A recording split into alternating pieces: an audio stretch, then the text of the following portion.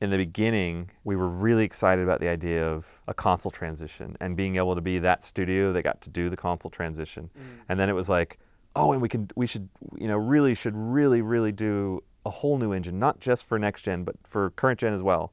They're like, oh yeah, that sounds awesome. Let's do that. And it's gonna be in a whole new world with a whole bunch of new stuff. And we're like, yeah, let's do that. And then we started getting into the listing out the work and start doing the work, and it's like, what the hell did we sign up for? Holy crap, this is hard. We've always been a platform agnostic company. We've always wanted to be wherever our fans want to play.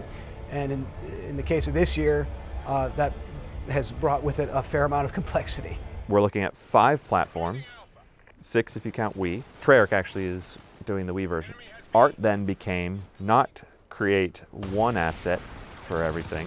It became create technically 4 assets. If you got in your head that it's just push the button to make current gen version of that button doesn't exist. All the energy this year is focused on the console transition. The majority of people who play Call of Duty Ghosts will probably play it on the current gen this year. So we want to be wherever gamers are, and that's been our strategy for a long time. And so everything that we're doing in this game took way longer than we expected. So this is the hardest game I've ever worked on.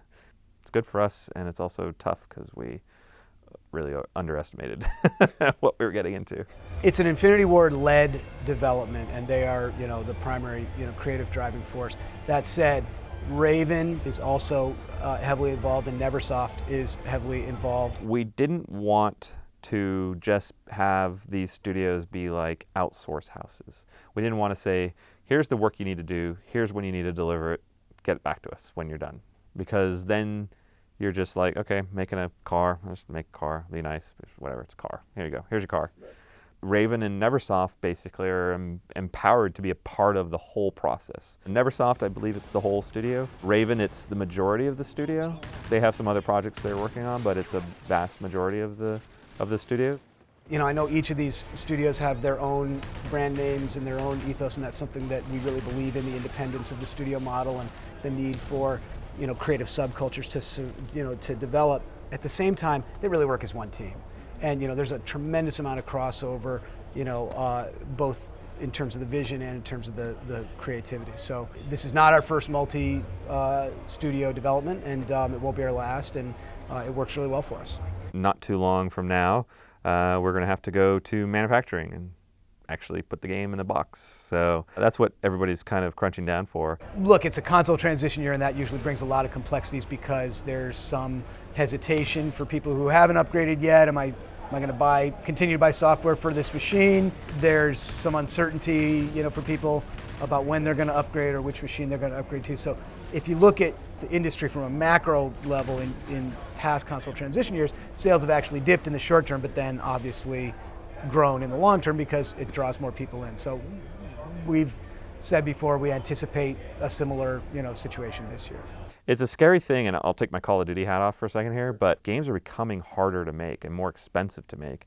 And I feel like smaller studios are having trouble, or I can't speak for them, but I would think are having trouble making big games that hit the big AAA market because they're harder to do. It is kind of a bummer that games are getting so hard and difficult to make. People want better and better graphics. They want more realistic looking art assets, and that comes at a cost, and that's a hard thing to have to deal with.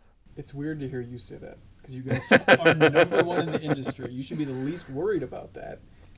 You even feel it like this is spiraling out of control. I don't know about spiraling out of control. Those are your words.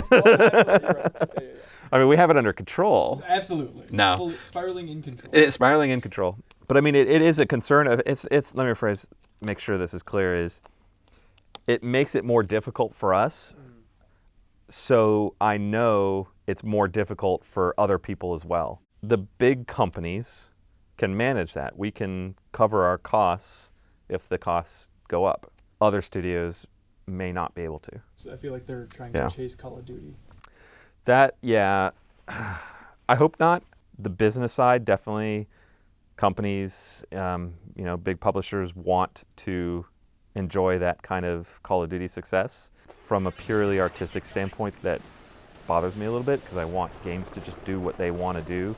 Developers should be able to do what they want to do and do what they feel that they do well. I love MMOs, but I wouldn't take the team here and try to go out and necessarily create a World of Warcraft competitor or something like that. You know, make games because you love making games, and yes, we're successful at it, and yes, our game makes a lot of money, but we still just love making games.